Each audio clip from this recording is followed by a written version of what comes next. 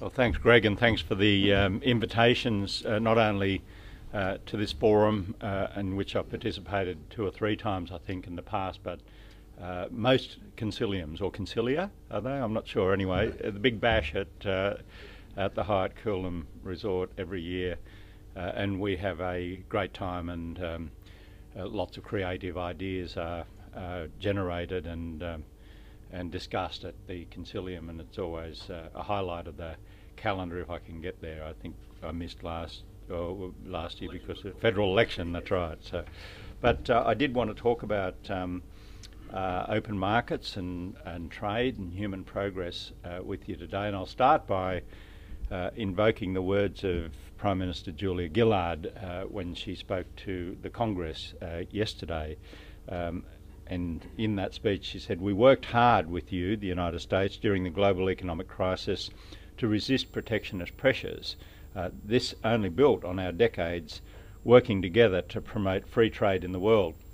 I'd point out that Julia is a Labor leader who is quite happy to use the phrase free trade, has done all along, did so yesterday, will do so in the future, because we do stand for open markets and free trade, and like everyone, I think, we do stand for the human progress that we contend that those two mechanisms have provided. So I do want to speak initially about open markets and human progress. And it's true that a few short generations ago, the majority of our ancestors lived lives of struggle and subsistence. They fought hunger and disease daily, often losing, with their children confronting a very bleak future indeed. I had a look at these figures. Around the middle of the 18th century, which is just a few lifetimes ago, life expectancy in England was 40 years, and in France it was 35 years. Overall, life expectancy in those countries was dragged down by staggering infant mortality rates, with 3/4 of children born in London not surviving to their 5th birthday. Most of them, in fact, were struck down by tuberculosis. Here in Australia at Federation, life expectancy was 55 years for males and 58 years for females. A century later, in Australia, life expectancy had climbed to 77 for males and 82 for women, but we know that Indigenous Australians haven't fared anywhere nearly as well. So the question is, what explains the astonishing improvements in human well-being in rich countries in such a short time? Well, greater economic and political freedom, advances in science and technology, and improved institutions and legal systems are all part of a great human success story. But so too is the acceptance of markets as the best way to allocate private resources, and of trade between countries as a pathway to prosperity. Improvements in legal institutions and in the functioning of markets, and the unimaginable progress in technology they've rewarded, can be expressed numerically in a single concept: productivity. Ideas and inventions of the Enlightenment period, such as those of Isaac Newton, James Watt, David Hume and Adam Smith, powered the Industrial Revolution, which they preceded. Mechanisation and specialisation sharply lifted the average value of output of workers, that is, their labour productivity. Ideas and the productivity growth they've enabled have been the dominant source of improvements in material living standards over the last 2.5 centuries. And while productivity boomed in Europe and North America during the 19th century, it barely shifted in Asia and in Africa, whose populations remained largely engaged in subsistence agriculture. Its superiority in labour productivity made the United States of America the world's biggest economy during the 20th century, despite a population only a fraction of that of China's and India's. But both China and India are now travelling along a productivity catch-up curve as they move towards reasserting a dominance of the world economy that they enjoyed for many centuries before the Industrial Revolution in Europe and North America. Just ponder this: if they were to succeed in catching up to the US productivity frontier, the economies of China and India each would be more than 3 times larger than that of the United States, owing to their vastly greater working age populations. So what about Australia's position in this productivity race? Working Australians are the 12th most productive in the world. There was a time, quite recently in fact, when Australia made great strides towards catching up with the United States productivity frontier. The US is usually regarded as the occupant of the frontier, and it is the task of catching up to that frontier that defines the challenge for many advanced countries. But here in Australia, decades of starving the Australian economy of productivity raising reform had led to Australian labour productivity falling by the late 1980s to less than 86% of US productivity levels. But by the 1990s, the economic reform program initiated by the Hawke government and built upon by the Keating government began yielding its anticipated productivity dividends. And by the late 1990s, Australian labour productivity had reached almost 92% of America's. That is, Australia was catching up fast. To sustain and build on this rapid improvement in such a short space of time, a new economic reform program was needed, but it didn't happen. The coalition government claimed the fiscal benefits of a housing boom in the early 2000s and a mining boom from around 2004, but those booms masked a dangerous slide in productivity growth. In 2005, Professor Ross Garnaut was compelled to describe the period from the turn of the century as one of a great complacency, a period during which the government and the community, enjoying the wealth-creating effects of two temporary booms, no longer saw the need for ongoing economic reform. At a conference organised by the Melbourne Institute and the Australian newspaper in 2006, I described the era at that time as a period of squandered opportunity during which the two booms gave the Commonwealth ample revenue to invest in a new round of productivity growth, but which instead was largely squandered on electorally appealing handouts. Nowhere is this squandering of opportunity more starkly demonstrated than in the very comparison of Australia's versus US productivity levels, which shows that by 2008 all of the gains made by Australia during the 1990s in catching up with the new US productivity frontier had actually been frittered away. They were all gone. Worse, Australia had slumped back to its worst relative performance vis-a-vis the United States since the early 1970s. And it wasn't actually that the United States was doing well and Australia was doing a little less well. It was that Australia was doing poorly and the US was doing a little less poorly. Australia's labour productivity growth averaged 2.1% during the 1990s, but during the 2000s it slumped to only 1.4% per annum. And multi-factor productivity growth, which picks up the effects of technological change, began sliding from around 2000 and has actually been negative for the last 4 years, from 2006. Now these are very disturbing trends, especially since productivity growth accounted for 80% of the growth in income of Australians over the last 40 years, and productivity growth will have to do most of the heavy lifting over the next 40 years in an ageing population if further increases in living standards are to be achieved. Reserve Bank Governor Glenn Stevens has observed that productivity growth remains, and I quote, the only real basis for optimism about future income. Well, when in government, the previous coalition government dismissed Australia's deteriorating productivity performance as a product of a series of one-off factors such as drought, the entry into the workforce of less productive workers as the economy approached full employment, declining oil fields, and the impact of mining investments that had not yet yielded increases in mine production. And some of these were contributors to that slide. But an analysis conducted by the Grattan Institute confirms that Australia's productivity slump is widespread, and the Institute concludes that it may be dangerously complacent to assume that the decline in productivity growth over the past decade will be automatically reversed in the coming decade. Now I want to go on to talk about opening Australia's markets as a cause, actually as a cause of productivity growth. It's no coincidence that our productivity growth was slow during most of the long period of high trade barriers to the late 1980s, during what was described, I think, by Paul Kelly as the Federation settlement. Assured by governments of ongoing protection and higher protective walls if they needed them, Australian businesses did not need to restrain costs or innovate to remain profitable. And it was only when the Hawke government began dismantling those protective walls, opening up the economy to international competition, that cost restraint and innovation became imperatives. Exposing businesses to global competition is at the one time both good trade policy and sound domestic economic policy. Openness to trade drives economic reform, as Australia's competitors find new ways of reducing their costs and improving the quality of their offerings by innovating, which then obliges Australian companies to match and better them.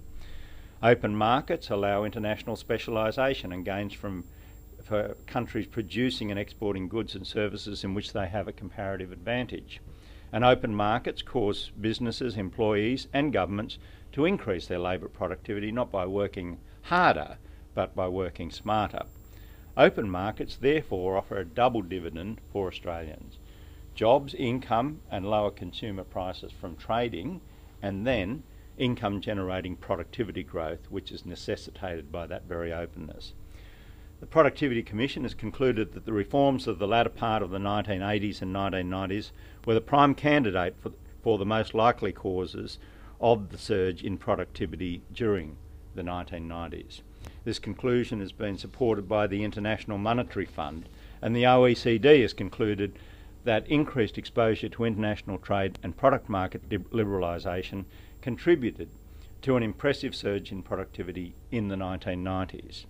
Well, this great program of reshaping the Australian economy from a highly protected, inward-looking one to an open, competitive economy laid the foundation for the 1990s productivity boom and 2 decades of sustained economic growth. But as the reform effort ebbed away, so did productivity growth. It's my contention now that open trade is driving a new domestic reform agenda, and I'll explain. While exposure to competition provides strong incentives for businesses to innovate and reduce costs, it actually also obliges governments to remove unnecessary impediments to business success. During the period of high Australian trade barriers, heavily protected Australian businesses sold their products not into a single Australian market, but into a set of small fragmented markets around the country. As governments have gradually lowered protective barriers, the Australian economy should have been making the transition to a single national market, a seamless national economy.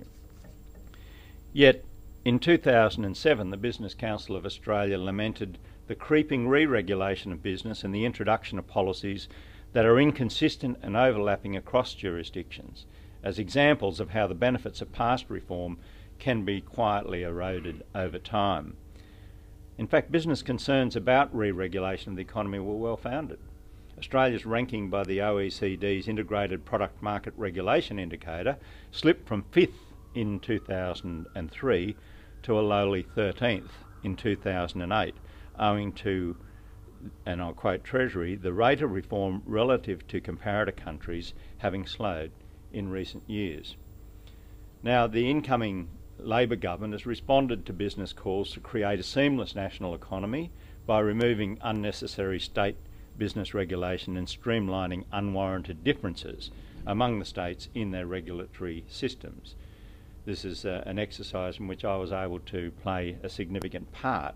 We identified 27 areas of business regulation through the Council of Australian Governments, and of those 27 areas that were identified in 2008, 13 have been completed. In its most recent meeting just in February, the Council of Australian Governments agreed to bring forward the completion date for the entire reform program by 6 months. Now, if Australia is to move to a seamless national economy, it'll need a national school curriculum and a national industrial relations system. Both of those are being advanced, as is a national port strategy and a national freight strategy.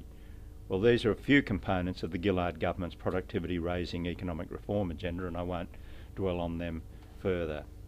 But I want to now move to the challenge of keeping trade open, resisting new protectionism.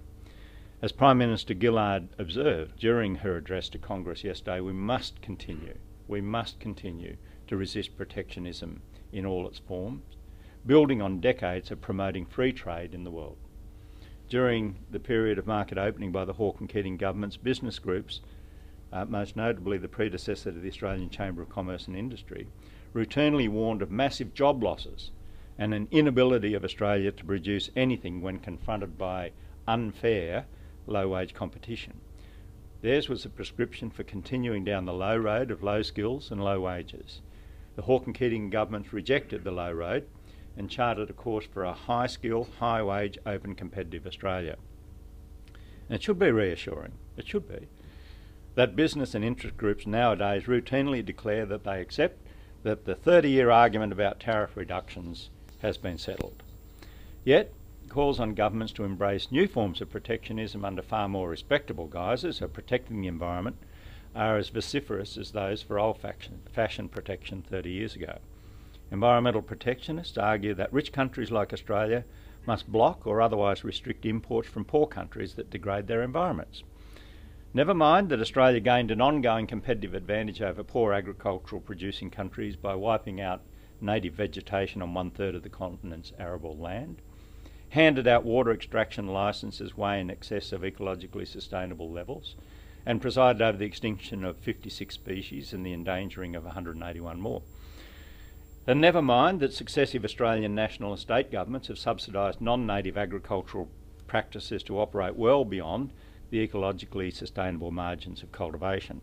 Any poor country that similarly clears land of native vegetation, dams rivers or extracts water for agricultural purposes is fair game in the world of environmental protectionism. Repressing poor people who strive to break out of poverty is no prescription for a better environment or a better world. An extra 2.2 billion humans will inhabit the Earth by 2050, on top of the existing population of 6.9 billion. They will want to be fed and to feed their children. They should not be prevented from doing so by protectionism. Developed countries have a responsibility to support ecologically sustainable development at home and in the world's poorest countries. Using rich country trade restrictions to consign the poor to survival by cutting down trees for firewood and opening up subsistence agricultural plots destroys native forests, reduces carbon sinks and emits greenhouse gases. But nor should the doctrinaire right invoke free trade principles to defend trade in illegally harvested forest products and in endangered species. Being a free trader doesn't require the condoning of killing elephants for ivory or the capture and export of orangutans. Australia should not be obliged to import illegally harvested rainforest timbers just to prove its free trade credentials, as argued by some in the doctrinaire right. And free traders should accept that consumer preferences in rich countries can shift in favour of production processes in developing countries that don't rely on child labour or on preventing workers from joining trade unions. It's perfectly reasonable for trade unions to argue for the inclusion of provisions in trade deals that support freedom of association. But any seeking of bans or restrictions on imports from countries that have lesser industrial relations protections and environmental standards than Australia would be tantamount to banning trade with most of Australia's trading partners, a prescription for a long and deep Australian depression. It would also deny those very countries the opportunity to gain the wealth needed to rise above the struggle to survive and begin the struggle for the higher goals we can share, like political and economic freedoms and environmental protection. My discussions with the ACTU and leaders of individual unions indicate that in their desire to include labour clauses in trade agreements, they're not seeking import bans or other trade restricting measures, but a capacity to argue the case for freedom of association if that basic right is breached. Well, now that the Australian government has begun the process of putting a price on carbon, this has given rise to suggestions that tariffs be imposed on imports from countries that do not apply a similar price on carbon. The appropriate way of dealing with any disadvantage facing trade-exposed industries from the application of a carbon price is to use revenue raised from the issuing of permits to provide support for these industries to make the transition to a low-carbon future. Reintroducing tariffs to protect Australian manufacturing from import competition would increase costs for consumers and for all industries using protected manufacturing products as inputs into their own production processes.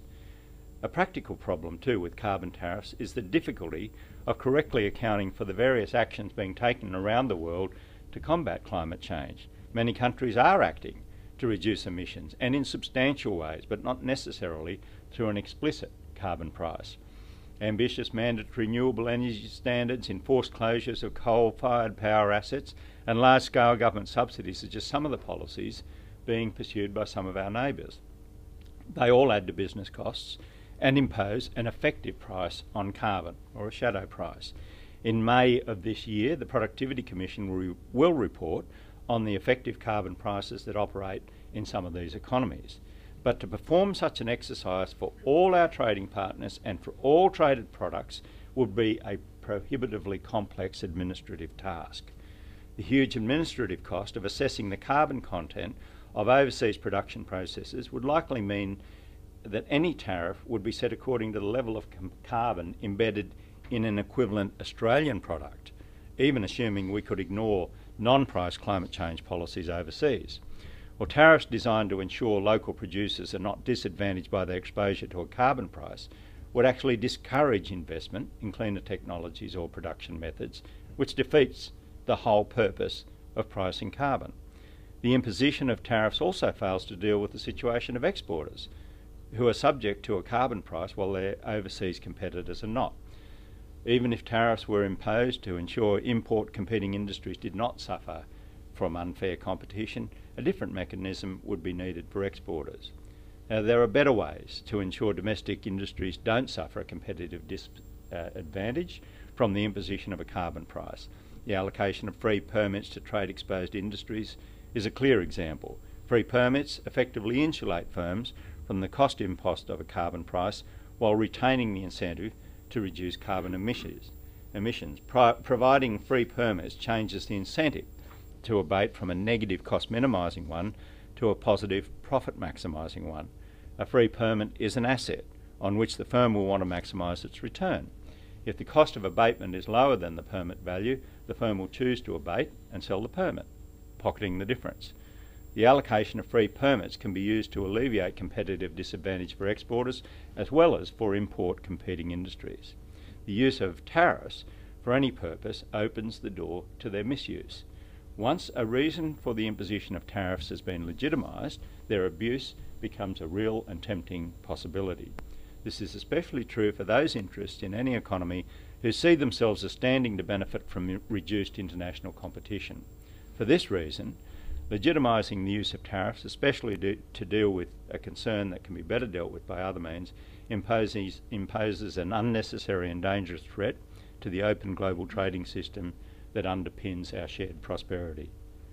Well, open markets and trade have enabled the creation of Australia's modern prosperity, 2 decades of recession-free economic growth and job creation.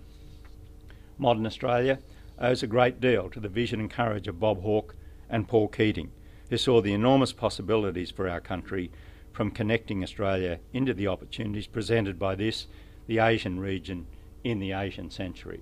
An open competitive economy in an open competitive world is in the interests of working Australians and of the poorest people on earth. As a nation, we must not only stay the course set by Hawke and Keating, we must press ahead with new economic reforms, putting an end to the great complacency that beset our country a decade ago and from whose grip we are only now beginning to free ourselves. Thank you very much.